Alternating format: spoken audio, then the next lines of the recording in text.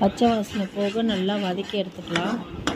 போட்ட பேஸ்ட்டை எண்ணெய் பிரிஞ்சு வரும்போது அந்த வேக வச்ச பச்சை பட்டாணியை எடுத்து கொஞ்சம் போல் தண்ணி வச்சு அந்த பட்டாணி அதில் பேஸ்ட்டில் போட்டு நல்லா பெரட்டி, இப்படி ஒரு பெரட்டு அப்படி ஒரு பெரட்டு, ஒரு 4 பெரட்டு போட்டு அப்படியே மூடி போட்டு வேக வச்சுக்கலாங்க. உங்களுக்கு காரம் எந்த அளவுக்கு வேணுமோ அந்த அளவுக்கு பவுட்ரு போட்டுக்கோங்க.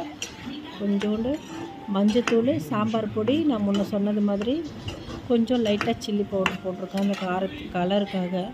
நீங்கள் காரத்துக்கு ஏற்ற மாதிரி கொஞ்சமாக போட்டுக்கலாம் போதும். அழகாக போட்டு சிம்மில் போட்டு எடுத்து பார்த்திங்கன்னா சுண்டல் ரெடியாக இருக்கா. நல்லா இருக்குங்க. நல்லா இருந்தது. நாங்கள் சாப்பிட்டு பார்த்தோம் செஞ்சு. சிம்பிளாக வீட்டில் எளிய முறையில் என்ன பொருள் இருக்கோ அதை கொண்டு இந்த பச்சை பட்டாணி சுண்டல், ரோட்டுக்கடை பச்சை பட்டாணி சுண்டல்.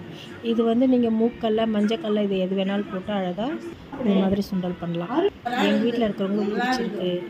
நீங்களும் சாப்பிட்டு